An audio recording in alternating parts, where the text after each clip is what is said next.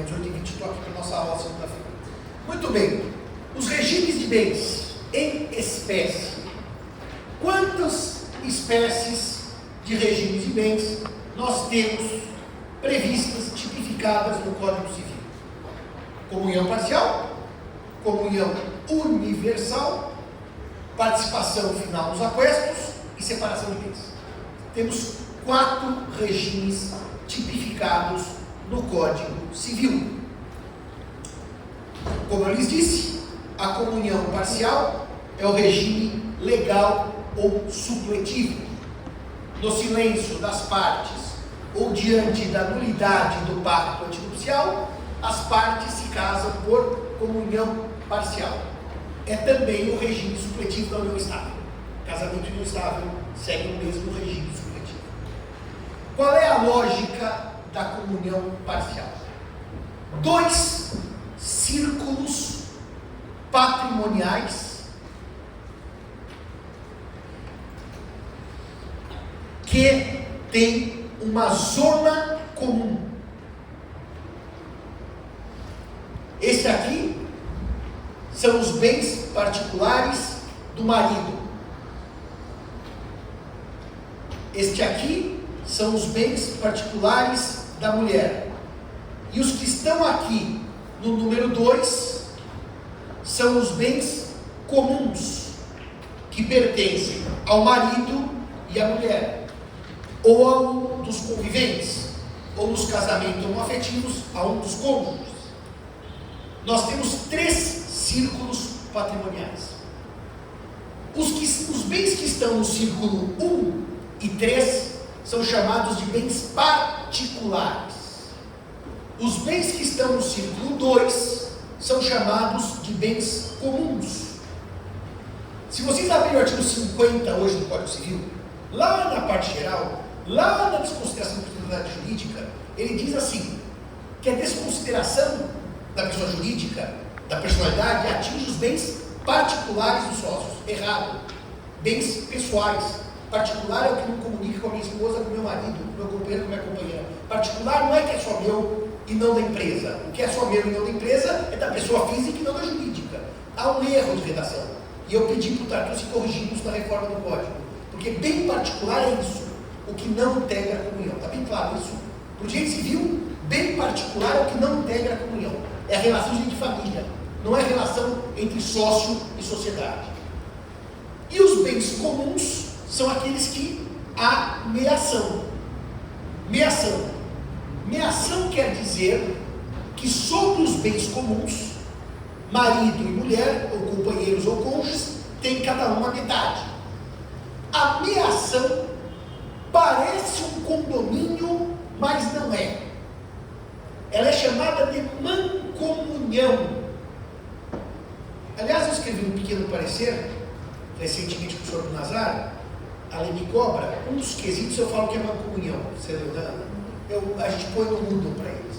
Qual é a diferença entre estar em condomínio e em comunhão? Vou dar um exemplo simples. Os condôminos podem a qualquer tempo pôr fim ao condomínio. Quer seja numa divisão, se for um bem divisível, uma fazenda, quer seja numa venda judicial, se for um bem divisível. Tudo bem? O senhor sabe disso.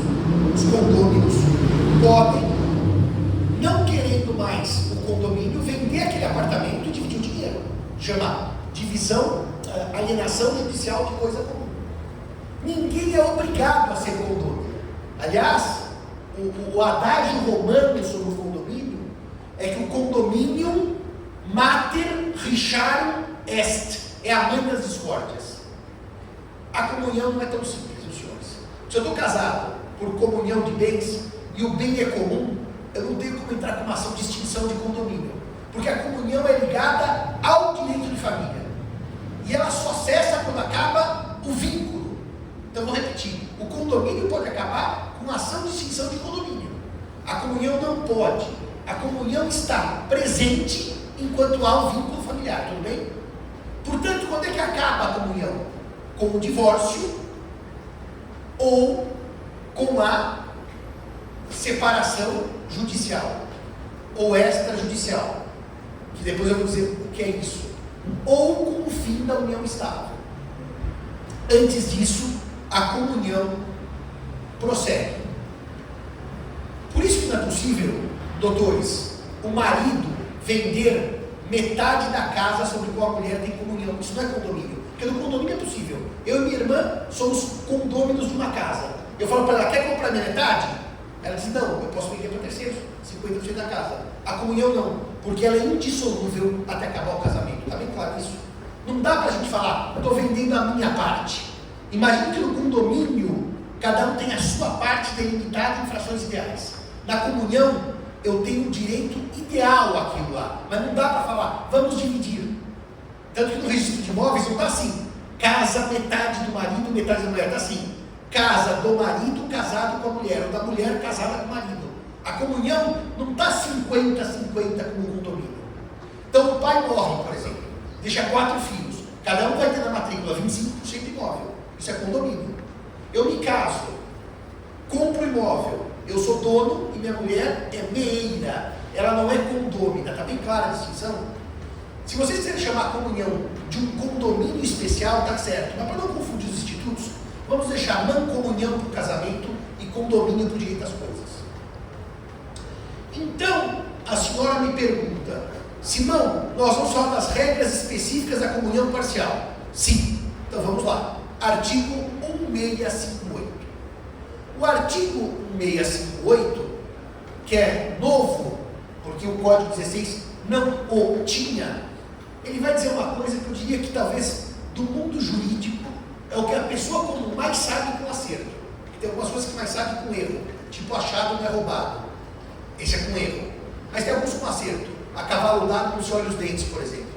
Agora aqui todo mundo sabe. Comunhão parcial é assim, professor. O que eu tinha até o casamento é só meu. O que eu recebi depois é nosso. É verdade. Essa é uma regra geral. Os bens que antecedem ao casamento e as dívidas que antecedem ao casamento são bens particulares. Ficam no círculo 1 e no círculo 3. Bens, estrito sensu, e dívidas. Mas podemos chamar de bens lato sensu, que inclui as dívidas. Mas vamos ao termo do código. Os bens e as obrigações anteriores ao casamento são particulares. Não se comunicam. Agora, os bens adquiridos após o casamento, e eu vou dizer de novo que eu estou repetindo para não ser cansativo, porque se após a união estável, que vale para um, vale para outro, eu só estou no casamento para simplificar a linguagem. Os bens adquiridos após o casamento estão no círculo 2, com algumas exceções. E quais são as exceções? Do artigo 1659. O artigo 1659 do Código Civil vai dizer quais bens estão excluídos da comunhão, mesmo sendo adquiridos após o casamento. O 1658 diz, tudo que vem antes do casamento está excluído, então não precisa repetir. E o que vem depois está incluído, com exceção dos seguintes. Então agora o que nós vamos fazer? Nós vamos falar de situações de aquisição patrimonial durante o casamento, que estão nos círculos 1 e 3 e não no 2, como manda o 1658. O 659 excepciona o 1658. E vocês vão ver que ele excepciona, esquecendo que o 658 não existia no Código Antigo, e portanto tem coisa anterior ao casamento que está no 659 e não precisava estar, por força do 658. Essas mudanças no Código nem sempre conversam entre si, os artigos. Mas quais são os bens, então, particulares na comunhão parcial? Primeiro, os adquiridos a título gratuito, por doação ou por herança, e os subrogados em seu lugar. Subrogados em seu lugar. Se eu recebo dinheiro por doação de um tio, o dinheiro é só meu, mesmo a doação tendo ocorrido comigo já casado, porque é negócio de gratuito, tudo bem? Não entra na comunhão parcial. Se eu recebo por testamento um legado de um primo, título gratuito, também não entra na comunhão parcial, o legado é só meu. Se meu avô morre e eu sucedo meu avô, também, mesmo estando casado, a herança que veio do meu avô é só minha. Título gratuito não se comunica, está bem claro? Segue sendo bem particular. E além disso, e os sub-hífen rogados em seu lugar. Que subrogação é esta? A subrogação real do direito das coisas, e não a pessoal como forma de pagamento indireto das obrigações. Artigos 346, 347 e seguintes do Código Civil. 364, 367, 346, 347 e seguintes do Código Civil. Aqui a subrogação é real. Real porque é trocar uma coisa por outra. O que é subrogação? Vou dar o exemplo, literalmente é substituição. O sinônimo de subrogação. O que é subrogação? Eu, solteiro, ganho do meu pai um apartamento. Eu, casado, vendo aquele apartamento e compro outro. Eu vou dar o exemplo mais acadêmico possível. Vendi um apartamento de 200 mil, que era meu bem particular, e comprei outro de exatos 200 mil, bem acadêmico. O novo apartamento é adquirido onerosamente no curso do casamento, seria bem comum. Mas não, ele substituiu o bem particular, ele segue sendo bem particular, apesar de ter sido comprado. Está bem claro isso? Por que ele é subrogado? Porque eu tinha um bem particular de 200, vendi e comprei outro de 200. Duas ou três questões sobre essa figura. Duas ou três questões. Primeira, se o cônjuge não anuir na compra com a subrogação não ocorre ipso facto. Eu preciso da concordância do outro cônjuge. Se o outro cônjuge anuir com a subrogação, tudo bem. Eu vendi um, comprei outro, é subrogado. Se ele não anuir e houver uma briga, no momento do divórcio, eu vou ter que provar a subrogação. Não é que eu não posso provar, mas não é automático, está bem claro isso? Eu dou um exemplo de um caso concreto da advocacia, que tem sério mesmo uns 20 anos. Um dia um cliente chegou para mim e falou assim, amigão do meu pai, engenheiro, falou assim, Simão, é o seguinte, o meu filho mais velho vai se casar. E eu acho que ele vai ser vítima do golpe do baú pela moça. Eu falei, tudo bem, o senhor acha? Sugere a ele uma separação total de bens para evitar confusão. Não, mas isso ele não quer. Ele quer casar por comunhão parcial. O que eu posso fazer? Senta e chora. Você não pode fazer nada. Você não pode obrigar seu filho a casar pelo regime que ele não quer. Casou por comunhão parcial. O pai havia doado a ele um apartamento aqui no bairro do Itaim, onde ele morava solteiro. Casou-se com a moça e foi morar no apartamento do Itaim. E realmente era um apartamento de pessoa solteira, era pequeno. Então a moça fez uma sugestão. Vamos vender esse apartamento e comprarmos num bairro mais afastado uma casa, que é melhor para a nossa família. Até ele teve um problema. Ele pegou e vendeu o apartamento e ia comprar com dinheiro uma casa. O pai me liga. Simão, o apartamento é só dele. Sim, bem particular.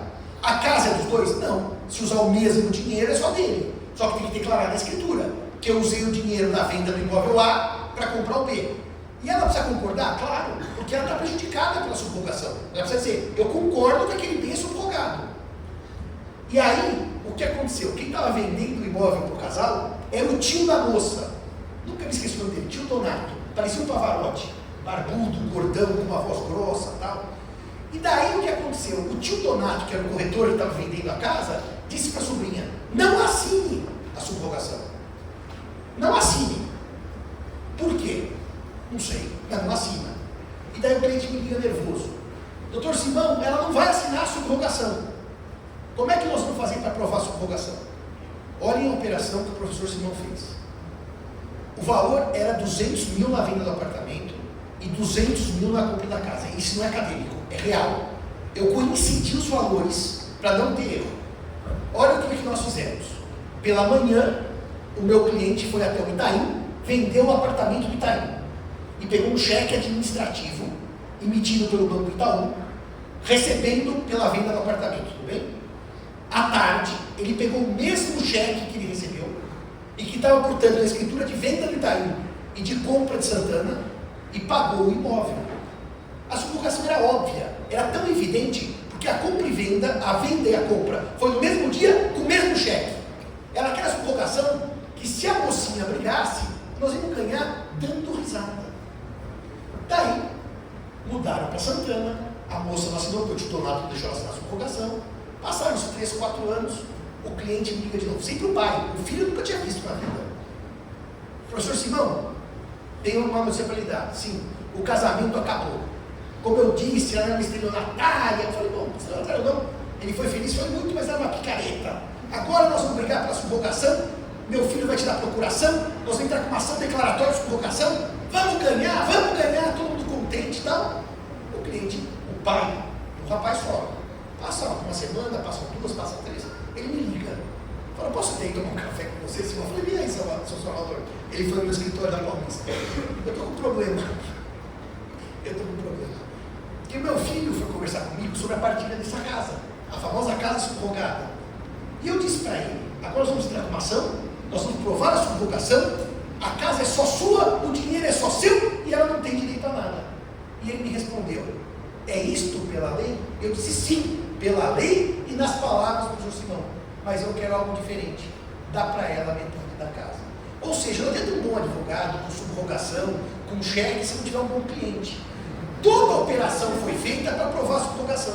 Resultado, eu não ganhei nem lá atrás, porque eu não cobrei nada, e nem na ação, porque a ação não foi proposta. E ele deu metade da casa para ela. Pela lei precisava dar? Não! A subrogação era evidente. Era o mesmo cheque de venda e o mesmo de compra. Bom, isso é muito difícil ocorrer. Normalmente eu vendo um imóvel de 100 e compro um de 200, 300. O valor não coincide. É raríssimo coincidir. Eu só fiz coincidir para dar certo o negócio. Bom, e daí? Bom, daí tem subrogação parcial. Vou dar exemplo simples. Você vende uma casa de 200 mil, compra um apartamento de 500. 200 está subrogado, 300 está comum. É simples. Ao invés de ser meio a meio, 200 é só daquele que deu os 200. E 300 é dos dois. Os advogados, na prática de família, têm uma dificuldade de entender subrogação parcial, porque tem uma dificuldade de entender direito. Eu não preciso ser tudo meio a meio, certo? Num condomínio eu posso ter 70 de um e 30 do outro. Aqui acontece no fundo isso. Uma parte é só minha e uma parte é só nossa. Então a subrogação pode ser total ou parcial. Sempre recomendável que conste do ato de aquisição. Só que se o outro não assinar tudo, vocês podem fazer prova depois da subrogação. Os bens doados, herdados, anteriores ao casamento e os subrogados em seu lugar não se comunicam. Então, Simão, se eu me caso hoje e pego lá 1 milhão da minha poupança e compro, esse bem é subrogado. Claro, você casou hoje, aquela poupança é anterior ao casamento. Então esse bem também é subrogado. Muita gente não sabe disso. Se o valor já existia antes do casamento, esse bem é subrogado. É bem particular. O que mais não se comunica? As obrigações anteriores ao casamento. Bom, se os bens anteriores ao casamento não se comunicam, as obrigações também não se comunicam. Senão seria um regime injusto. As dívidas são minhas e os bens são nossos, ou ao contrário. Não, nada se comunica. Vocês vão ver que na Comunidade Universal isso vai dar problema. Porque o 667 não dialoga com o 668. Tem um problema de diálogo. Agora, o próximo inciso do 659, que é o inciso mais bonitinho do 659, é que ele diz que não se comunicam, bens particulares, as dívidas provenientes de ato ilícito, salvo se reverteram em benefício do casal. As dívidas, as obrigações oriundas de ato ilícito não se comunicam, salvo se reverterem em proveito do casal. Então nós temos 2 tipos de dívidas que podem advir de um ato ilícito. Uma que não tem proveito nenhum material, é o ilícito puro. Eu cheguei na balada, dei um soco em alguém e estourei o nariz de alguém. Eu vou pagar indenização que não traz proveito nenhum, talvez até um prazer moral, mas jurídico eu não fico mais rico estourando o nariz de alguém. Se eu xingar alguém dando moral, eu também só causo um dano sem nenhum proveito econômico. Mas há danos que geram proveito, certo? Eu vou dar um exemplo de 10 anos, um exemplo que foi parado no judiciário e até eu ajudei o Badaró nessa questão, direito penal e civil. houve uma denúncia, acho que faz uns 10 anos já isso, da máfia dos fiscais do ISS em São Paulo, que estavam extorquindo incorporadoras e enriquecendo as custas de propina. Isso é um ilícito que traz vantagem, que meu patrimônio vai crescer com ilícito. É de dar um soco, bater o carro. E aí o que acontece com essa vantagem? Foi muito interessante que 2 fiscais que confessaram o crime deram orientações diferentes ao patrimônio fruto da corrupção. Um disse: eu roubei e gastei tudo com prostitutas e drogas. Teve vantagens? Acredito que muitas, mas não acresceu o patrimônio pessoal. O outro, foi o que eu ajudei o Mandaró, que era até pai de um aluno nosso, aqui na Sanfran. O fiscal corrupto foi comprando imóveis com dinheiro da corrupção. Um gastou com prostituta e droga, então não tinha dinheiro para devolver. O outro foi aumentando o patrimônio da família. Quando o Ministério Público entrou com a ação para bloquear os bens, ele bloqueou os bens adquiridos onerosamente na constância do casamento e que havia ameação. Então ele bloqueou bens que, pela ameação, eram do fiscal corrupto e da sua esposa.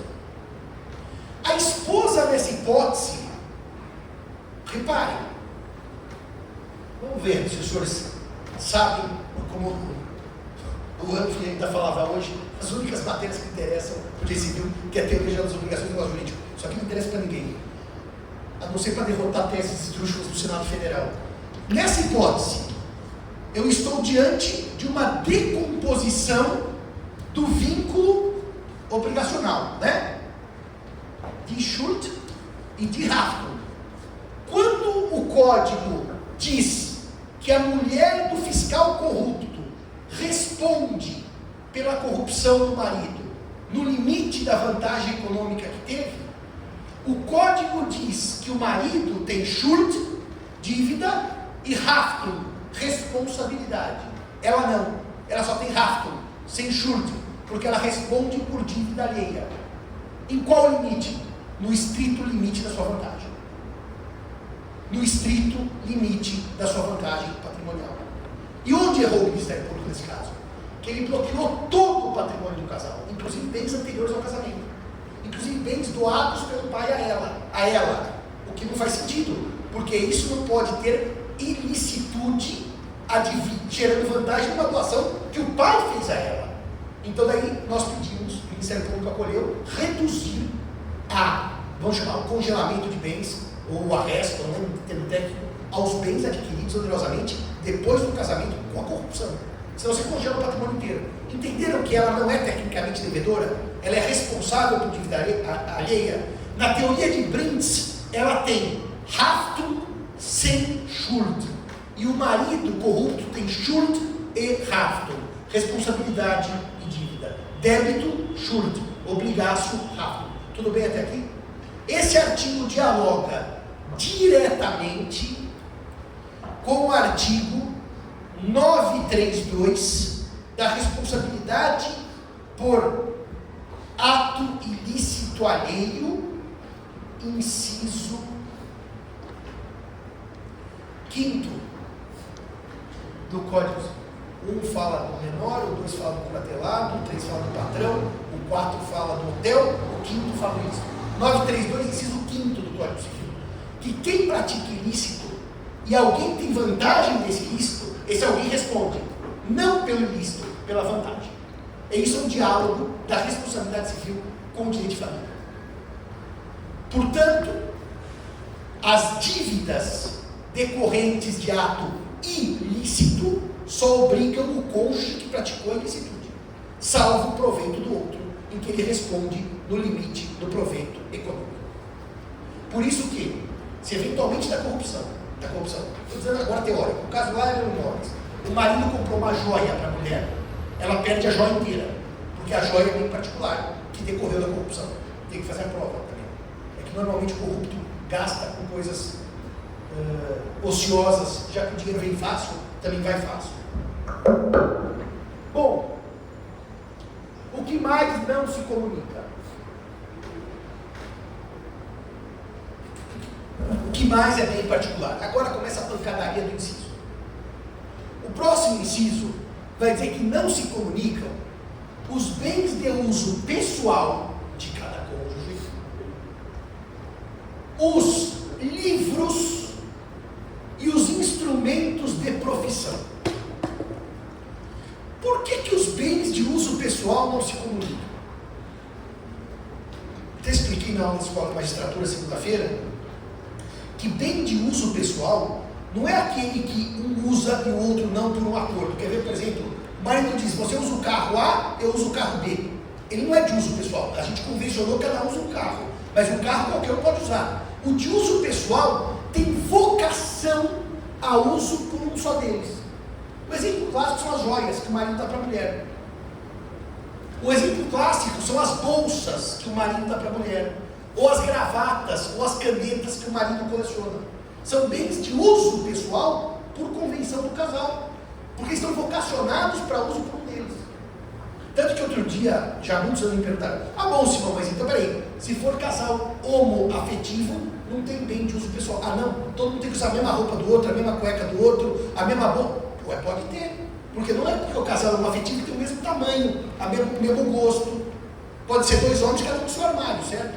Então aqui não tem a ver com gênero ou sexo, tem a ver com o uso do bem. O celular é bem de uso pessoal, porque tem toda a intimidade da pessoa. O computador é de uso pessoal. Por quê? Porque ninguém divide o computador. Vocês podem até dizer, mas na minha casa tem um computador aberto, todos usam, tudo bem. Mas aquele que te leva a trabalhar, leva a viajar, que é praticamente uma extensão da nossa vida, é de uso pessoal. Então esses bens não se comunicam. Mesmo sendo de alto valor econômico. Quando houve não está gravando hoje, né? Ela está gravando. Quando houve o divórcio de uma sociedade famosésima de São Paulo, que talvez a família dela seja dona de um grande shopping na zona norte de São Paulo, do lado de lá do Rio, talvez, e que talvez a sobrinha dela tenha sido minha colega de turma aqui na São Francisco, a briga toda era as joias, porque o marido, de origem teutônica, adorava dar joias de alto valor para a mulher desfilar na sociedade paulistana. Quando divorciou, ele falou, quero metade das joias. Metade, as joias são de uso pessoal. Ele dizia assim, não, as joias eu fiz investimento. Não, daqui a pouco só. Então vamos ver a finalidade. Porque depois tem gente que compra joia para fazer investimento, pedras preciosas, quadros, obras de arte. Não, ele dava de presente para ela desfilar. Então as joias são só dela. Seria muito mesquinho o código obrigar, falar assim, vamos pegar as calcinhas da mulher e as cuecas do marido e dividir meio a meio. Vamos distribuir metade das calcinhas das cuecas para conseguir a comunhão parcial. O código nunca fez isso. Os de uso pessoal são de uso pessoal, são bens particulares. E os livros? É interessante, se vocês lerem por que os livros são bens particulares, não há uma explicação técnica do porquê os livros são bens particulares. Eu tenho uma que é afetiva. Eu dividi na minha vida tudo, menos meus livros. É uma coisa assim, quase que homicida. Os livros são só meus. Acho que o código respeita esse amor que a gente tem aos livros, né, gente? Os livros hoje estão tudo pro lixo, né? Vocês sabem que 90% das bibliotecas vão pro lixo. Hoje os centros não compram mais biblioteca, eles pegam de graça, porque ninguém tem mais onde pôr livro. E a São Francisco não aceita mais doação de um livro, porque não tem mais espaço para livro. Então os livros hoje são um problema. Mas no tempo que as pessoas liam, nos tempos que as pessoas achavam o livro interessante, o livro era não partilhável. Hoje o livro é um problema, porque ninguém quer o livro. Todo mundo quer jogar o livro no lixo. Mas o livro, em tese, tem essa relação de pessoalidade, com quem o compra, quem toma nota. É uma relação em tese. Agora, o último que dá pancadaria são os instrumentos de uso profissional. E por que dá pancadaria os instrumentos de uso profissional? Foi a emenda Berenice versus a emenda Simão. O que aconteceu na semana passada? A professora Maria Berenice tem uma tese, secundada por Rolf Madaleno, que se o marido ou a mulher investem no seu equipamento de uso profissional altas somas, aquilo tem que ser partilhado.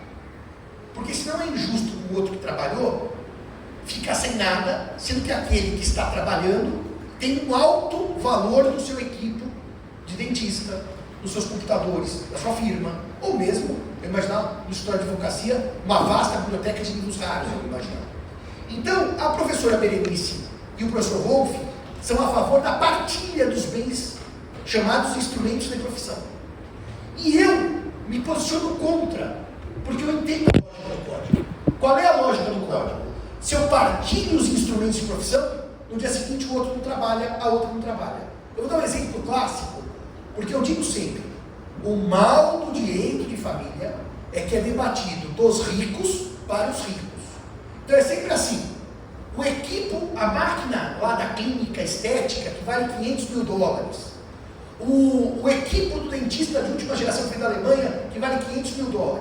Só que tem um problema, né? O Uber do sujeito que vive de Uber. O caminhão de quem puxa carga. Caminhão, não o Volvo Scania. É o caminhão de R$50.000 que ele puxa carga, ele faz carreto. E o que acontece então? Diz a professora Berenice, secundada do professor Wolff, que esse bem tem que ser partilhado. Porque afinal, a mulher, o problema é que o discurso é sexista e não é necessariamente sexista. Que a mulher pode fazer Uber com o seu carro e o marido fica em casa cuidando dos filhos. Mas enfim, que esse bem tem que ser partilhado. Qualquer que seja o seu valor. Daí, isso é contra a lei, que a lei se não partilha. Daí, a emenda Tartucci e Rosa tentou por assim, os bens que são particulares, se forem de valor ordinário, tá entendendo? Para a gente separar o extra partilhável, o ordinário particular. A gente faria 2 categorias de instrumentos de profissão. E eu levantei a mão e disse uma frase, e que essa frase não tem resposta. Amanhã você tira o Uber daquela senhora que faz Uber. É o único bem que ela tem. Ela trabalha como no dia seguinte. Porque essa resposta tem que ser dada. Um carro não é um bem ordinário, é extraordinário, ele vale bastante. Mas é o único instrumento de profissão daquela senhora. O caminhãozinho que puxa a árvore vale 50 mil. É o único patrimônio daquele senhor. E você vende, porque tem que dividir meio a meio. Se não tem dinheiro para pagar, você vende o caminhão. No dia seguinte você tem um desempregado ou uma desempregada. E quando eu falei isso, está tudo gravado. Deu problema. Porque contra-argumento é difícil. Se eu pensar só no equipo do dentista, que tem R$1 milhão em equipe, e mais um imóvel que vale 5 milhões, e mais uma conta bancária, daí é fácil fazer a conta. Ele paga para ela metade do imóvel. O problema é que o artigo não é só para o dentista rico, não é só para o empresário, é para o sujeito que tem um único cavalo de tração e ele faz carroça no interior de São Paulo. Daí não tem resposta. O que aconteceu na confusão? A votação acabou mantendo o código com a redação atual. Ou seja, os instrumentos de trabalho não são partilháveis. Mas o senhor que conhece o jurisprudência do STJ, está nervoso, está dizendo, o senhor esqueceu daquele julgado do caminhão. Não esqueci, vou contar. O famoso julgado do caminhão de Santa Catarina. O julgado do caminhão de Santa Catarina diz assim, o caminhão vale muito, então vamos partilhar meio a meio. E a mulher ficou com metade do valor do caminhão. O homem não tinha mais como pagar, vendeu o caminhão, no dia seguinte ele ficou com metade do dinheiro, ela com a metade, e a família. Porque os filhos continuam se alimentando depois do divórcio, sem fonte de renda. O STJ já fez isso. Já seguiu a tese da Berenice. Porque aqui também a gente tem que contar que a jurisprudência nem sempre acerta. Então, a questão dos instrumentos de trabalho, ela é muito sensível, porque ela implica continuidade até para pagar alimentos para os filhos pós-divórcio, pós-união estável. O tema não é fácil. Mas, depois de alguma briga no Senado, mantivemos a redação atual do Código. Que os bens que são instrumentos de profissão são bens particulares. Fechado isso? Livros, uso pessoal e instrumentos de trabalho. E se o uso pessoal for de um valor muito exorbitante, por exemplo, um não tem nada, e o outro tem muitas horas, muita coisa que é um dinheiro muito grande. Então, é curioso isso, doutor. O senhor fez uma coisa interessante. Se o bem de uso pessoal for de um valor exorbitante, não há na doutrina quem defenda que o bem é comum. Só há quem defenda que o instrumento de trabalho de valor exorbitante é comum. Então, se for para ser assim, tinha que mudar o inciso inteiro. Os bens de uso pessoal de valor exorbitante, os livros de valor exorbitante e os de uso profissional exorbitante são comuns. Não só os que realmente o sistema fica pendente, fica bambo. Por que um divide e o outro não? Então põe para tudo. Mas ninguém chega nisso. O debate não chega. O problema é o equipo do dentista. Eu queria assumir com todos os equipos de dentista para acabar com essa tese. O problema hoje, sabe qual é que é? Máquina de clínica estética. Porque os médicos esteticistas têm máquinas de altíssimo valor econômico. Então precisamos acabar com as clínicas estéticas, com os consultórios dentários, ninguém mais vai discutir o tema. E com os caminhões, porque caminhão também dá problema.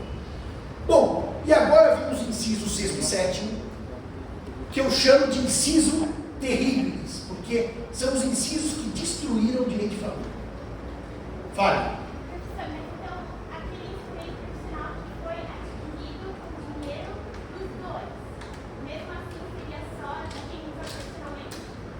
comunhão parcial, eu já ia falar essa coisa, deixa eu chegar no 660, inciso primeiro, que eu vou falar, sentou, sorriu, a conta dividiu. Eu já vou falar sobre esse inciso. Deixa eu chegar lá, porque isso é importante. Uma vez eu perguntei para o Gavião sobre financeiro de imóvel, eu vou chegar lá. Se o senhor estudar direito de família, como ele for, os senhores têm que estudar direito de família como ele for, a partir do Código de 16. Depois a lei 4121/62, Estatuto da Mulher Casada, depois Código Civil de 2002. Esse PEC precisa ser estudado junto, senão os senhores não entendem porque o Código diz o que ele diz. E parece coisa maluca. Querem ver uma coisa maluca? Nós dissemos no projeto que filho adotivo não precisa ser destacado como adotivo. Então suprimimos um inciso de impedimento matrimonial, que basta ser filho. Mas isso volta na adoção simples. Por isso que o Código Civil tinha uma regra que não faz sentido hoje. Era da época da adoção simples. Hoje a adoção é plena. Mas aqui, o Código de 16 tinha um problema. Um problema de época. As mulheres trabalhavam? Em regra, não. Eram os homens. O regime era da comunhão universal? Sim, porque era o regime supletivo. As mulheres começaram a ganhar o mercado de trabalho? Sim, começaram a ganhar o mercado de trabalho. Então as mulheres precisavam de algum tipo de proteção aos bens que elas comprassem com o seu trabalho. O marido não precisava, porque tudo que ele comprava era com o trabalho. Então o código criou uma categoria dos chamados bens reservados. Nem precisa notar isso não existe mais. O que eram os bens reservados? A mulher casada que provasse que aqueles bens vieram da sua atividade laboral não tinha aquele bem na comunhão, era só dela. Era uma proteção à mulher casada, por comunhão universal, que estava começando a ganhar o mercado de trabalho, para ter um patrimônio próprio. Esses bens reservados resolviam um problema. Só que, o que acontecia na hora dos divórcios, foram os primeiros divórcios dos anos 70 e 80. Quando o marido ia partilhar os bens, ele levantava a mão da comunhão universal e dizia assim: ela tem o bem reservado, que o Estatuto da Mulher Casada concedeu. Sim. E eu tenho todos os demais bens. Eu já falo assim: como o senhor tem todos os demais bens? Porque o meu salário é bem particular. Se o meu salário é bem particular, tudo que eu compro com o meu salário também é bem particular. Repare, se eu disser que o salário que eu ganho é bem particular, tudo que eu compro é subrogado, é também bem particular. O carro, a geladeira, a casa, etc. Então surgiu um debate nos anos 60 sobre esta questão do salário ser bem particular.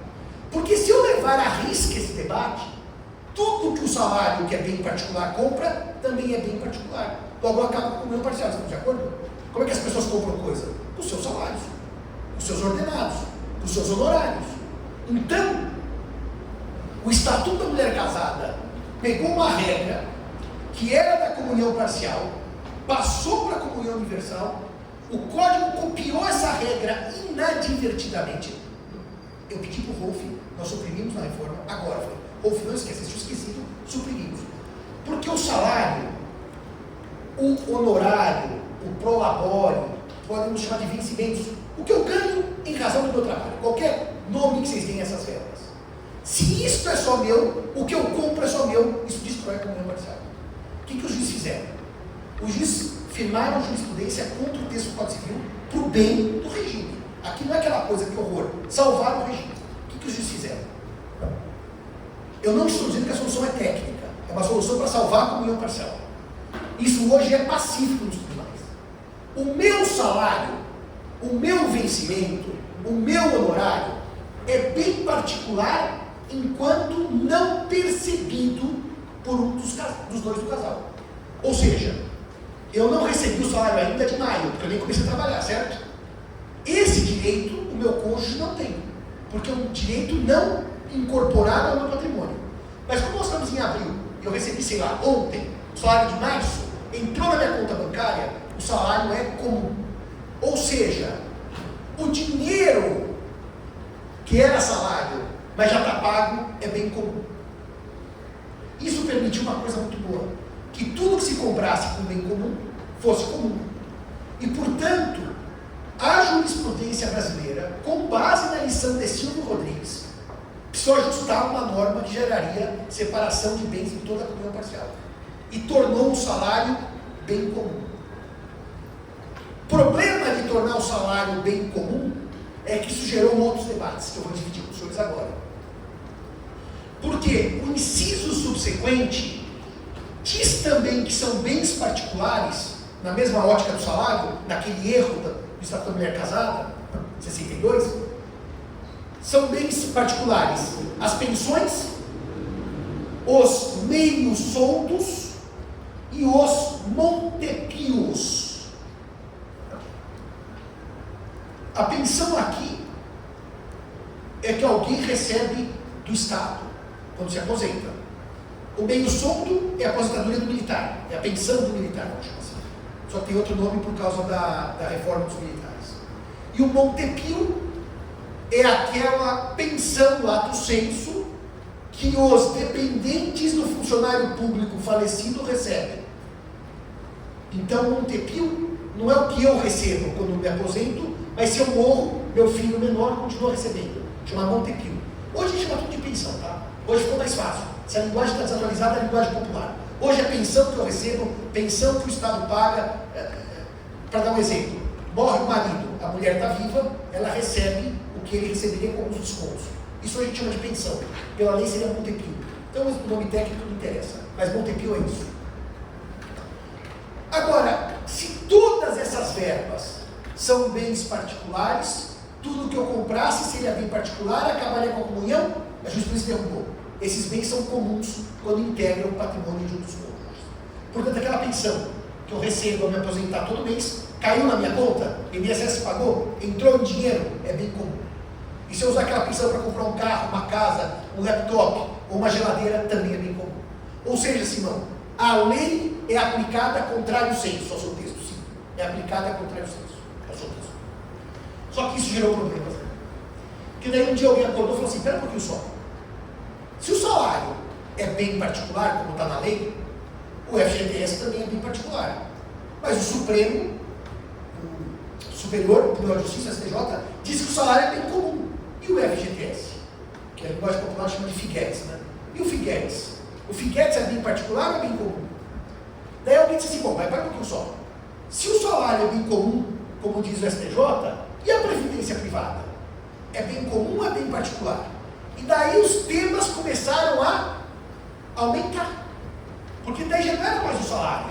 Era o salário e as verbas pagas em decorrência do trabalho. Dou um exemplo aqui para os senhores e senhoras. Eu estou casado no ano de 2020. O meu patrão não me paga salários, não me paga verbas. Em 2024, eu entro com 24 foi a questão. Em 22, eu entro com uma recurso trabalhista. Para pedir verba de 2020, tudo bem? Só que em 24 eu já estou me divorciado. Já divorciei, acabou o casamento. Mas estou pedindo uma verba do período de casamento. Estão me acompanhando? Essa verba é comum ou é particular? Bom, se tivesse o salário sido pago na época certa, ele seria bem comum. Então, se eu ganhei essa ação anos depois, ele ainda é bem comum. Porque se tivesse sido pago, ele seria comum. Então, agora, quando o juiz profere sentença trabalhista, o cônjuge entra no processo para pedir que o juiz do trabalho destaque parte das verbas como dele, para que o devedor trabalhista não pague o empregado, mas paga o cônjuge ou o companheiro do empregado. Destaca-se uma parte da verba trabalhista.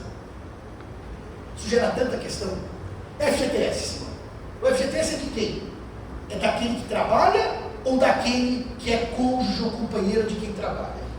Bom, o Fundo de Garantia por Tempo de Serviço, ele surge no Brasil nos anos 70 de maneira mais concisa, mais efetiva, quando o Brasil muda a lei trabalhista, rompe com o sistema francês, com o sistema português, que é o chamado sistema de demissão motivada. Na França ou em Portugal, só se manda embora funcionário com justa causa. Aqui é o contrário. A estabilidade é rara. Ela depende da gestante, em situações da CIPA. Aqui eu demito sem justa causa. Então o Fundo de Garantia foi criado para garantir um salário às pessoas desempregadas que foram mandadas embora sem justa causa. Portanto, os outros perguntavam nos anos 90, quando eu comecei a dar aula, Simão, o FGTS pertence a quem? Ao cônjuge ou somente ao empregado que o recebeu? Eu dizia com tranquilidade, ao empregado. Por que ao empregado? Porque é uma garantia de sobrevivência após desemprego. Então vocês sabem disso. Na pior das hipóteses, quando eu me aposento, eu levanto todo o FGTS. Se não houve nenhuma causa anterior, como uma doença, como câncer, aquisição da casa própria, tem causas anteriores à aposentadoria que eu posso levantar. Mas na pior das hipóteses, a aposentadoria eu levanto todo o FGTS. Então se o FGTS não pertence ao casal, não. Só pertence àquele que trabalhou. Veio o STJ e disse, não. O FGTS pertence aos dois. E é muito interessante, hoje isso é jurisprudência pacificada no STJ, portanto não tem mais discordância que eu tinha nos anos 90. Quando o STJ diz que o FGTS pertence aos dois, primeiro, que período ele está se referindo? Claro que o FGTS paga durante o casamento ou união estável, nem antes, nem depois. Nem anterior, porque eu era solteiro, ou nem posterior, que eu estava divorciado. Então o FGTS é referente ao período do casamento. Só que ele tem um problema prático. Eu não posso chegar como juiz de família e falar para o FGTS, para a Caixa, o Caixa, metade desse valor aí é da mulher, entrega para ela. Porque o FGTS só é levantado por força de motivos específicos da lei.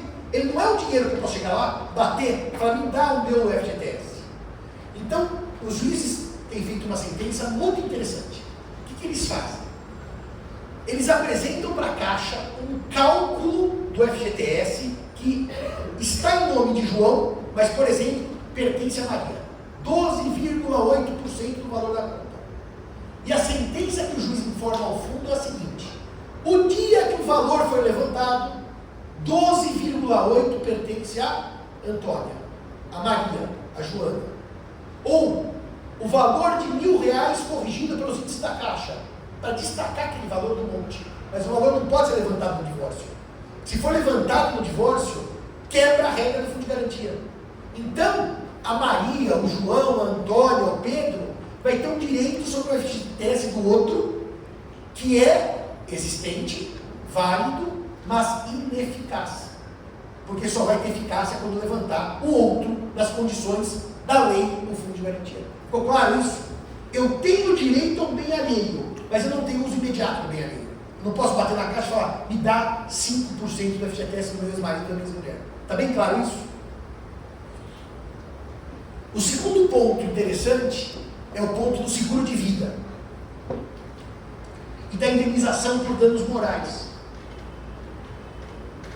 Será que o seguro de vida ou a indenização por danos morais vão estar no círculo dos bens comuns ou só dos bens particulares? Bom, dica. Só voltando nessa questão do fundo de garantia do salário. Pegar um caso, sei lá, você tem um casal que se separa, certo? E ela tem os filhos dela e eles dele, em casamentos anteriores. Quando ela falece e o marido tem o FGTS tributado na conferência do casamento de cada pessoas. Quando ele morre com o FGTS vem, os filhos dela têm direito a parcela auxiliar dela no FGTS dele também? Se por acaso o juiz disse que uma parte do FGTS pertence ao outro, não ao titular da conta, aquele que pertence ao outro pode chegar ao outro ou aos herdeiros do outro. Se quando o marido, que é o titular da conta, levantar, a mulher estiver viva, a parte que o juiz destacou dela vai para ela. Se ela estiver morta, vai para os herdeiros dela. Seguro de vida e indenização por dano moral, a doutrina é pacífica em dizer que são bens particulares, que não se comunicam. Até por uma questão lógica. Imaginemos, como o doutor deu exemplo, uma família mosaico ou recomposta, que eu tenho um filho só meu. Meu marido, minha mulher morre, eu tenho um filho. Me caso de novo. Aquele filho só é filho meu, não é da minha mulher nem do meu outro marido. Aquele filho é vítima do atropelamento e morre atropelado. E o atropelador me paga dano moral. Como é que a madrasta vai ter minha ação sobre o dano moral da morte do meu filho? Não faz o menor sentido. Eu tenho um acidente de trabalho e perco a mão. O empregador me paga indenização pela perda da mão. A minha mulher e o meu marido têm metade. Isso não faz o menor sentido. As indenizações são bens particulares, por danos materiais e por danos morais. Agora, vocês podem dizer assim, não, e se for um lucro cessante pelo trabalho que você não fez? Bom, daí vai ter que fazer aquela velha conta. Se eu tivesse ganhando salário, ela teria metade do salário. Se o salário virou uma indenização, ela vai ter uma parte da indenização, porque o salário era meável. Está bem claro? Não é o dano moral. O dano moral é particular. Ninguém faz meação de dano moral ali. Mesma coisa, seguro de vida. Imaginemos que eu tenha uma filha casada por comunhão parcial, que é uma pessoa que está com dificuldades no mercado de trabalho, está desempregada. E eu quero que, se eu morrer, essa moça não tenha dificuldades financeiras. Faço para ela, a minha filha, um seguro de vida. Eu morro, o marido dela não é meeiro do benefício. É bem particular, porque eu fiz a título particular, para ajudar aquela pessoa, e não para entrar na comunhão. Agora, o maior problema hoje não é nada disso, é a previdência privada. A previdência privada hoje é o drama que o STJ resolveu, e quando dei aula segunda-feira na Escola da Magistratura, ninguém gostou da resposta, a culpa não é minha, do STJ. O que acontece com a previdência privada? A previdência privada é um produto que, quando eu tinha a idade de vocês, surgiu. Antes ninguém falava de previdência privada. Foi basicamente a partir da estabilidade econômica do Plano Real de 94 que começou a se vender previdência privada. O que era historicamente a previdência privada? Era um valor que você aportava normalmente, tem outros modelos, tá? Mensalmente. Era um valor, não se esqueça que naquele tempo não tinha VGBL, só tinha PGBL, em que você depositava aquele dinheiro e você escolhia uma idade de saída do plano. O que significava essa idade? Eu estou falando lá atrás, quando ela surgiu. A idade de saída do plano era uma idade que aquele valor que eu tinha no banco, 20 mil, 30 mil, 40 mil, 50 mil, ia para o banco, saía do meu nome, o pecúlio ia para o banco, e eu recebia uma pensão mensal com o INSS. Se eu paguei o INSS todo mês, o dinheiro está lá. Mas na hora que eu saio, pela questão da aposentadoria, ele me paga um valor mensal. A ideia do PGBL, da aposentadoria por PGBL, era, ao invés de deixar meu dinheiro com o INSS, eu deixaria com um ente privado, o banco, a seguradora e assim por diante. O problema é que a previdência privada evoluiu muito, e hoje a previdência privada é como uma aposentadoria, um investimento qualquer. Eu posso pôr num fundo de CDB, num fundo de ações, ou numa previdência privada. É um investimento como outro qualquer.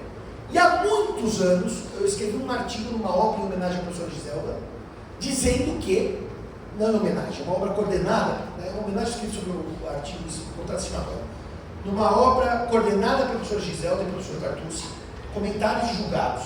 Eu escrevi há muito tempo que a previdência privada é um investimento como outro qualquer. Eu posso partilhar uma poupança, um fundo de ações ou a previdência. E que, portanto, a previdência é partilhável se o valor aportado foi feito durante o casamento.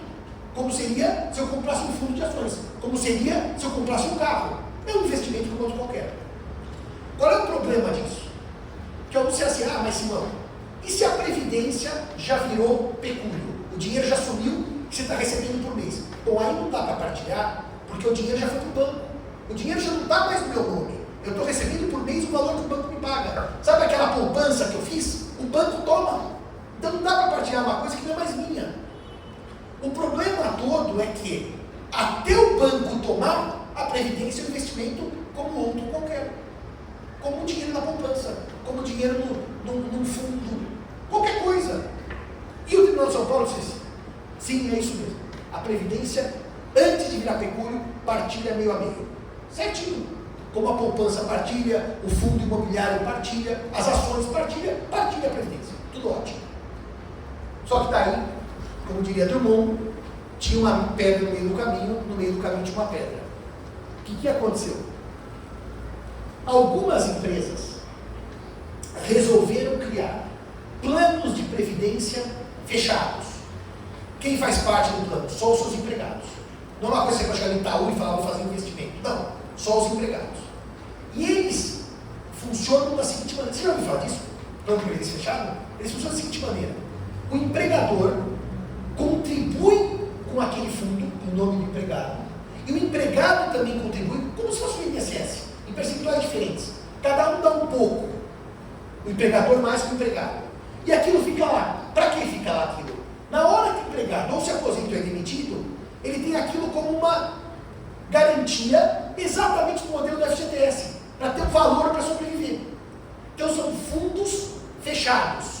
Fundo Volkswagen, fundo GM, fundo... Você não pode chegar e falar assim, eu quero entrar nessa previdência. Não, é da empresa e dos empregados. Está bem claro isso?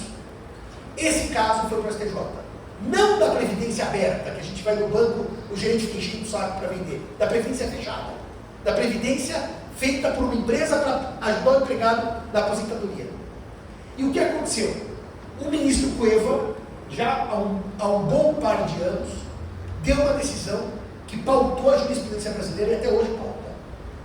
O ministro Cueva dividiu os planos de previdência em dois tipos. A pública aberta e a fechada só para funcionários de uma empresa. Essa pública aberta, que qualquer pessoa adere, basta chegar lá e pôr um dinheiro, essa é partilhável. Essa entra na minha ação. Desde que o aporte tenha sido feito no período do casamento ou da união estável. E a previdência fechada, essa não se partilha.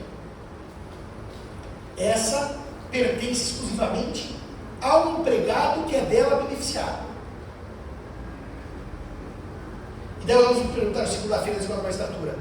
Mas uma parte do dinheiro que está nesse fundo fechado é do empregado, e é verdade.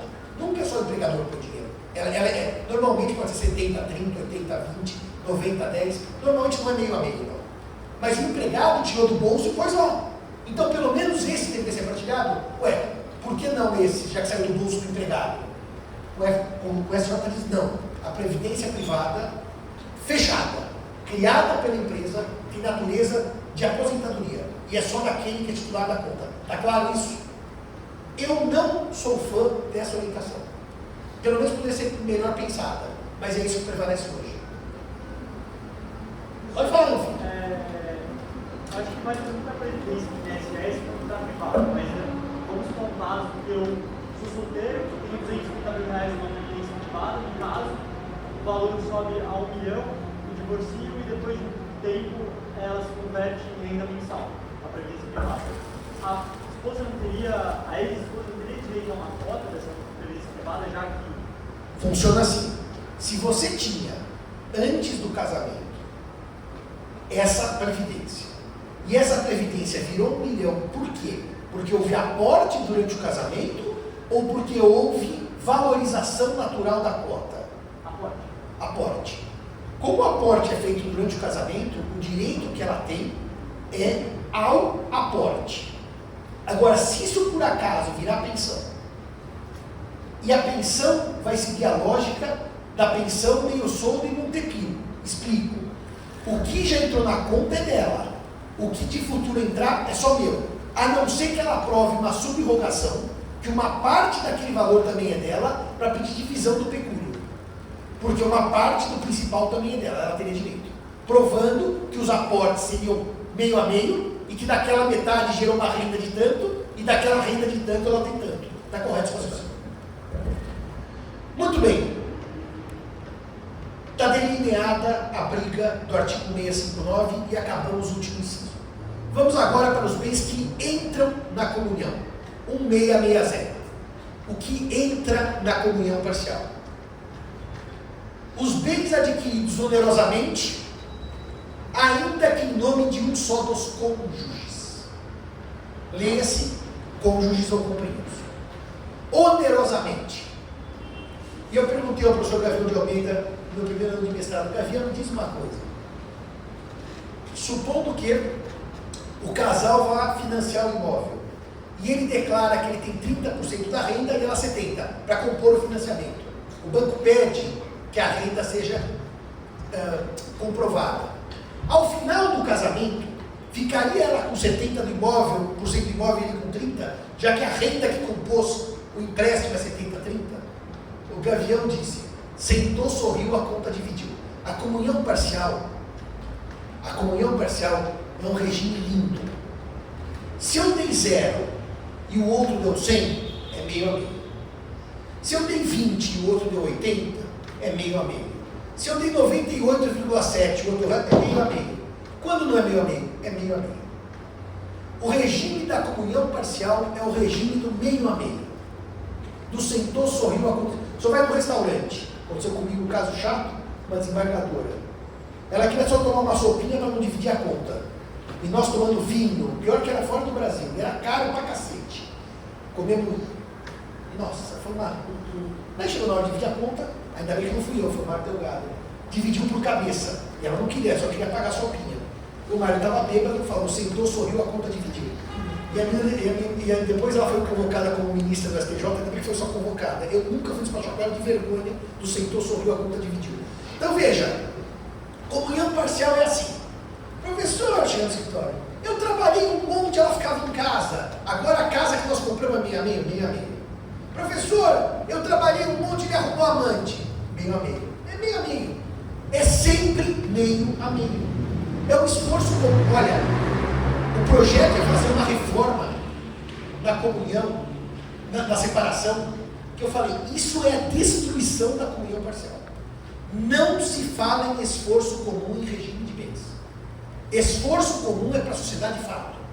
Aqui é assim, eu trabalhava e ele não, meio a meio. Ela trabalhava e ele não, meio a meio. Eu trabalhava muito, ela trabalhava pouco, meio a meio. Eu gastava tudo, ela não gastava nada, meio a meio. É tudo meio a meio. Aqui é o regime da fraternidade. Sentou, sorriu, a conta dividiu. Quando não vai ser meio a meio, vai ser meio a meio. Então acabou.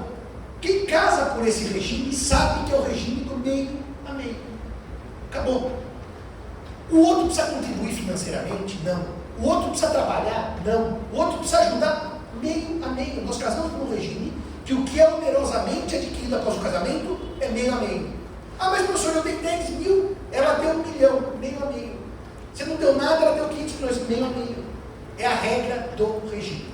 Mas sabe o carro que ela está usando? Foi da minha conta que saiu o pagamento, meio a meio. O regime não faz essa distinção entre os bens onerosamente adquiridos no casamento. Não se pode provar sociedade de fato em regime de comunhão parcial. É a destruição da comunhão parcial. Não há um autor que admita isso. Não há um autor. Para dizer, como ele trabalhou e ela não, ele tem que ficar com mais patrimônio do que ela ou vice-versa. Isso não existe. É meio a meio. Está claro? Agora, o que pode não ser meio a meio? Quando você interpreta mal a lei. Vou dar um exemplo da subrogação. Eu estou solteiro, pagando o financiamento do apartamento, tudo bem? São 10 anos de financiamento. Paguei até o 9º ano e me casei. É claro que o meio a meio vai ser para o 10º ano, porque os 9 anos anteriores eu estava solteiro. Está bem claro isso? Agora, se no 10º ano fui eu que paguei, foi ela que pagou, não importa, vai ser meio a meio. Mas os 9 anos anteriores eu era solteiro. O bem está fora. Vocês entenderam que vai ser uma comunhão sobre uma parcela do bem, já que a outra é de bem particular? Agora, aquele é direto quando a gente fala isso. Ah, doutor Simão, mas depois que eu casei com ela, ela parou de trabalhar? Tudo que nós compramos foi com o meu dinheiro. Meio a meio, não tem meu dinheiro. Meio a meio. Se você não quisesse isso, casasse por separação total. Que a regra, o que é meu, o que é seu, assim, não tem nada meio a meio. Mas você casou num regime que é tudo meio a meio. Tem, por isso que eu estou explicando. Pode não ser tudo meio a meio, mas como regra, qual é o problema prático aqui, doutora? Eu trabalhava e ganhava mais que ela. Como é que agora tudo que a gente comprou é meio a meio? Ela não ajudou a comprar, isso não interessa. Ela não ajudou a comprar, ela não trabalhava, ele gastava com bebida enquanto eu trabalhava, ele tinha amante e eu comprava. Não, é meio a meio. Está bem claro isso? Quem não quer o meio a meio, casa por separação de bens. E tem o que é meu e o que é seu. O próximo inciso do artigo 1659, qual que é, Maria, do fato eventual, né? Que eu também adoro esse daí. Comunicam-se os bens adquiridos por fato eventual. Fato eventual é uma das coisas mais bonitas do livro. O que é um fato eventual? Teve alguma sorte, teve algum esforço que gerou uma vantagem. É a velha loteria esportiva, é o bingo da igreja, ia muito para o interior, que era família de lá, uma vez eu ganhei um frango assado, adorei, uma leitoa assada, adorei, eu ganhei um bezerro, daí já não gostei tanto que eu tinha que fazer um bezerro, vendi um bezerro. Então, aliás, meu melhor prêmio de televisão foi no bingo da escola da minha mãe, ganhei uma televisão. Eu tinha muita sorte no bingo. Ultimamente no bingo da igreja só tomo nada. Bom, enfim, bingo é fato eventual, loteria esportiva é fato eventual, bet não sei o que vocês ficam lá jogando o dia inteiro, tudo viciado em jogo eletrônico, é fato eventual. Jogo do tigrinho, que parece que é crime, né? Não sei, eu dei lendo sobre isso, esse eu não joguei ainda, fato eventual. Quer ver outro fato eventual? Né? Tinha um amigo meu que corria maratona e meia maratona, então ele ia para Disney, isso não é brincadeira. Em dezembro, ele corria primeiro a meia maratona, saiu com a medalha do Pato Donald. Depois ele corria a maratona inteira, saiu com a medalha do Pateta. E quem corria as duas ganhava a extra do Mickey, quer dizer, Pateta é que você correu 2 vezes no mesmo dia, 60 quilômetros. Essa medalha, meio a meio, porque é fato eventual. Prêmio do Dia das Mães do Fagundes, do Shopping Ibirapuera, antes de quebrar. Sorteava, saiu a carro, meio a meio. Tudo fato eventual. Fato eventual é meio a meio. O fato eventual mais legal, não tem nada a ver com dia de família, teve com a empregada doméstica que foi ao supermercado. É o julgado de fato eventual mais divertido de todos. Porque aí não tem dia de família. A empregada foi ao supermercado, deixa eu contar isso pra vocês, né? Não, ela foi ao supermercado, fazia as compras da família, e portanto ela chegou no supermercado e pegou o cupom e preencheu o nome dela. E ela pagava o cartão da patroa. Toda vez ela fazia isso. E uma vez sortearam o carro. E ela ganhou o carro por fato eventual. O nome dela empregada. Ela chegou em casa para a patroa. Eu tenho uma ótima notícia. A senhora acabou de perder o carro porque eu ganhei. Porque eu preenchi o cupom no meu nome. E o caso foi para a justiça. Quem tinha direito ao carro ganhou por fato eventual. O problema é que vocês imaginam um carro, 10 anos para na justiça para dizer quem tinha direito. Foi para o museu depois que acabou o processo, né? Porque 10 anos um carro parado, quem ganha? A patroa ou a empregada? Quem ganhou? Você já está citando essa jogada. Vou ficar com a empregada. Quem ganha? A patroa ou a empregada? O senhor vai ser o terceiro juiz que está dormindo, acorda só para contar. Para de ver Instagram. Meio. Meio a meio. O senhor vai ser o juiz da equidade, né? Fudeu o sistema. É tudo meio a meio. Então não precisa nem de judiciário, né? Se é para dar meio a meio, fala com o sobrinho de 4 anos e vídeo ou ovo de Páscoa, de meio a meio. Bom, ganhou a patroa. Porque entendeu-se que o empregado naquele momento era anúncio da vontade, não era vontade própria, era uma vontade terceira. Ela estava se manifestando pelo terceiro, ela estava pagando pelo terceiro, comprando com a lista do terceiro, ela era anúncio da vontade, ela transmitiu a vontade alheia. Ganhou a patroa o carro, que deve ter jogado no lixo de 10 anos parado na garagem do judiciário, só que pagou de depósito judicial é mais que o valor do carro. Bom, a senhora quer saber o quê? Nada disso, fato eventual. No fato eventual entram ainda, é o Pontes, né? É o Pontes. O Pontes diz que entram ainda as acessões naturais nesse conceito de fato eventual. O alvo abandonado, a aluvião, a avulsão, a formação de ilhas. Acho tão bonito. Eu adoro dar aula de ilha. Coisa muito útil, né? Todo dia forma-se ilhas. A ilha é muito útil. Um dia eu estava dando uma aula no cursinho, um aluno levantou a mão, eu tinha até medo que os alunos levantavam a mão. Professor Simão, qual é a semelhança entre a ilha e a enfiteuse? Eu falei, a mesma entre o macaco e o foguete. Ele falou, não entendi, foi nem eu, porque a sua pergunta não tem lógica. Não entendi, também nem eu não entendi nem a pergunta, mas enfim. Naquele tempo a gente podia fazer isso que não estava dando moral, né? Bom, onde nós estamos? Fato eventual, formação de ilha, avulso, alúvio, etc. Depois, o que mais entra na comunhão? O inciso terceiro, ele tem um problema de redação muito bem apontado por Pontes de Miranda, que ele vai dizer que entra na comunhão os bens doados ou herdados pelos dois. Mas pera um pouquinho só. Se o tio doa para João e para Maria, sua esposa, isso não é comunhão, isso é condomínio. Ele doou metade para cada um. Porque pelo regime seria só de um, de quem recebeu. Então Pontes diz que tecnicamente o inciso terceiro é um inciso de condomínio inadequadamente colocado como de comunhão. Porque se o testamento diz, deixo a fazenda para João e para Maria, sua esposa, não é comunhão, cada um tem metade, seria um condomínio. Mas enfim, os bens doados ou herdados por ambos são comuns. O inciso quarto é o inciso das benfeitorias. Esse inciso é o inciso que leva as partes à loucura no divórcio, ou no fim da união estável. Esse inciso 4 e o próximo levam as partes à loucura. Porque daí, tá tudo bem, né? Tá tudo bem. Querido, querida, vamos construir no terreno que papai me deu, a nossa casa. Papai te deu. Não, vamos construir. Papai me deu, vamos construir. Daí tá todo mundo feliz. E constroem a casa no terreno que papai me deu. Se papai me deu, o terreno não é dele nem dela, é meu, que é bem particular.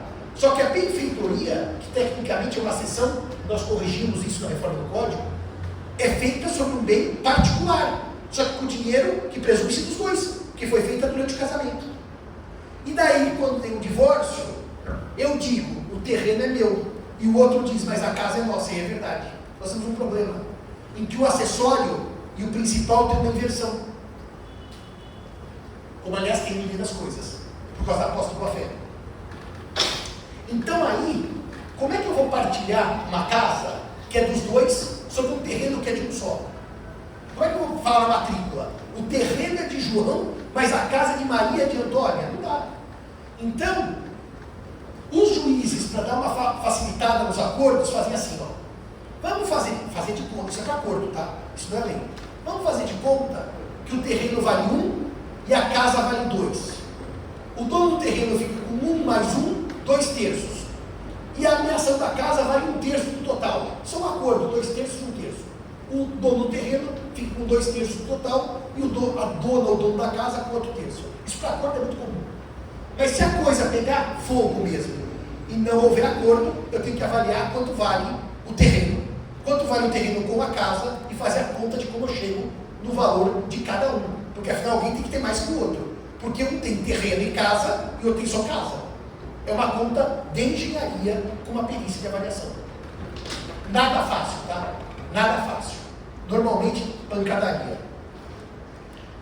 Mas além do inciso das benfeitorias, e eu também chamaria das acessões ou dos bens particulares, o inciso mais pegadinha de todo o sistema da comunhão parcial, e que não é conhecido pelas pessoas.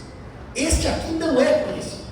E esse aqui é o inciso que, se fosse de minha lavra a reforma, eu teria revogado essa porcaria da comunhão parcial.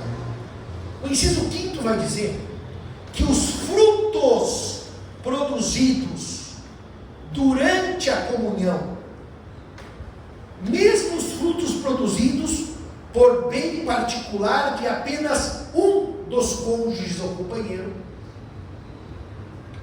é bem comum. Ou seja, se eu recebi de herança uma casa que está alugada, a casa é só minha, mas o aluguel pago no custo do casamento é nosso. Se eu recebi de herança ação, e a ação paga dividendos, a ação é só minha, mas os dividendos são nossos. Se eu arrendei a terra para uma usina de açúcar, a terra é minha, mas o arrendamento é nosso.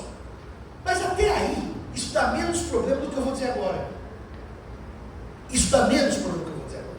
Se eu tenho dinheiro no banco, antes do casamento anterior, é só meu, certo? Só que dificilmente eu vou deixar o dinheiro sem um investimento, que vai ter juro. O juro é nosso. Portanto, se os senhores tiverem uma aplicação financeira anterior ao casamento, ou um dinheiro herdado de pai, doado de tio, e tiver no banco, o principal é daquele que recebeu. Os juros são comuns.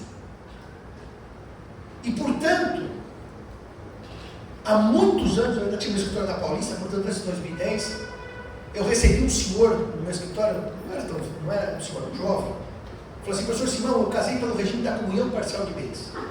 Muito bem. E eu quero te fazer uma pergunta. Muito bem. O meu sogro, há 3, 4 anos, estava para morrer numa cirurgia. E ficou com medo de morrer na cirurgia. E chamou cada uma das suas 4 filhas e deu para cada uma, estou falando de coisa de 15 anos atrás, R$1 milhão. Doou R$1 milhão.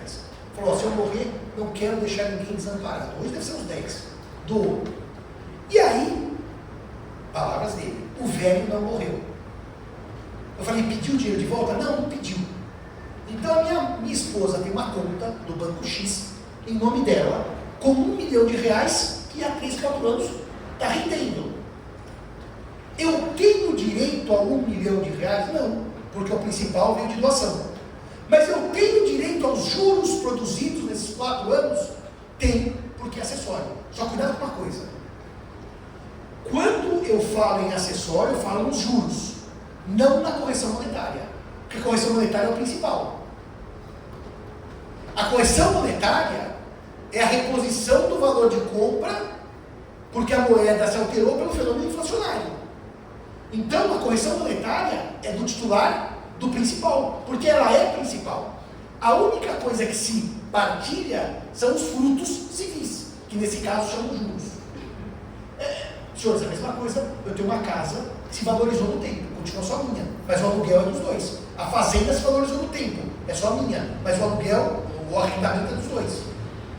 Eu sei que ele olhou para mim, ele fez uma conta rápida de cabeça, bateu o pau e falou assim, vou me divorciar dela. Acho que ele viu que valia a pena o que ele ia receber numa rápida conta de divórcio. Portanto, os frutos civis produzidos na vigência da comunhão são comuns, mesmo se produzidos por bens particulares. Essa é mais recente, vai fazer uns 10 anos, 8 anos. Eu recebo uma moça no meu escritório, indicada por uma amiga, ela falou assim, não precisava tirar uma dúvida porque eu quero me casar. E ela me deu o cartão dela, eu nem olhei o nome. Não devia ter olhado o sobrenome, mas não olhei, só olhei o nome. É o seguinte, eu quero me casar, eu quero saber qual é a diferença de separação total e de comunhão parcial. E eu expliquei para ela, tá bom, entendi. Posso trazer meu noivo aqui para a gente conversar? Pode, traz o noivo. Então, eu comecei a perceber que havia uma pequena divergência entre o casal sobre o futuro regime de bens. Quando isso acontece, eu abro o Código Civil, no artigo 659, no artigo 660, não sei se dois que vocês vão acabar de trabalhar, e eu vou lendo inciso por inciso. Quer que seja comum ou particular? Comum ou particular? E para montar um futuro pacto judicial. Então eu vou lá. C ou P, tudo está indo muito bem. Estavam todos de acordo, e chegou no último inciso do último artigo, que é esse dos frutos. E daí eu falei, bom, parabéns, chegamos à etapa final, vocês estão de acordo, vamos para o último inciso, para ver qual é a vontade dos senhores. Vocês querem que os frutos dos bens particulares sejam comuns ou sejam particulares? E daí, os dois responderam simultaneamente. Ela, particulares, ele, comuns. Ixi, isso vai dar problema. Por que a senhora quer bens particulares? Ela explicava. Por que o senhor quer bens comuns? Ele explicava. Eu falei, isso não está dando certo. Isso aqui não está dando certo. Ele dizia, na minha família a gente só casa com comunhão parcial. A gente não casa com separação, porque senão acham que é golpe do baú. Então, na minha família só casa com separação, porque senão acham que é golpe do baú. Quer dizer, então o golpe do baú está nos dois regimes. Enfim, eu vi que a coisa começou a esquentar, falei, vou para casa, pensei com calma, não detalhe pequeno desse, frutos, eu pensei, pobre, né? Frutos, isso não vai dar briga, senhores. E eles foram embora e sumiram do mapa. 8 meses depois me liga uma senhora e diz assim, professor, se não posso tomar um café no seu escritório, eu sou a fulana. Pode. Eu não sabia quem era. A fulana chega e fala, eu sou mãe da Mariana. Ah, a senhora é a mãe da Mariana. Casou? Não. Eu vim aqui lhe agradecer. O senhor abriu os olhos dela, ela não casou com picareta. O senhor foi um homem que me ajudou muito. E eu comecei a flagelar, falei, o que será que eu falei para esse moço? Porque o senhor disse lá, essa senhora não é bom jurídico, que os lucros, dividendos, aluguéis que minha filha recebesse já casada, pela comunhão parcial seriam dos dois. Eu falei, está no Código Civil. Isso seria um problema na nossa família, porque a nossa família tem alguns bens de raiz e algumas ações de um banco famoso. Eu falei, deixa eu ver o sobrenome da mulher. A mulher era herdeira do Banco Itaú. E os bens, que os frutos que o pobre aqui achou que era um aluguel, eram rendimentos que davam para pagar a vida inteira de muita gente por cada mês. Ou seja, esse inciso pode implicar um desequilíbrio financeiro enorme. Essa mocinha, que eu não sabia quem era, ela tinha ações do Banco Itaú e fazendas arrendadas. Ou seja, os frutos valiam mais do que o salário na USP por 30 gerações, a cada dia pingava na conta dela, mais que 30 gerações minhas. E eu achando que, imagina dar problema com o aluguelzinho. O pobre achava que era uma casinha invadida. Não, era uma fortuna a renda dos frutos. Daí eu falei, e ela não casou? falou, não, ela não casou. E o que aconteceu? Eu dei um presente para ela. Nós pegamos a Transiberiana e fomos passear pelo Expresso do Oriente, da mais longe. Passamos 4 meses no Expresso do Oriente. E eu pensando, quando é que eu vou cobrar por essa consulta? Bom, enfim. Esses são os dramas de não entender que esse inciso pode dar problema. Tanto que eu tenho dito para os clientes, é melhor afastar esse inciso. Esse inciso dá uma briga depois, esse para a benfeitoria, o 4 e o 5 do 660 são para briga. São 2 incisos para pancadaria. Bom, então acabamos os bens que se comunicam.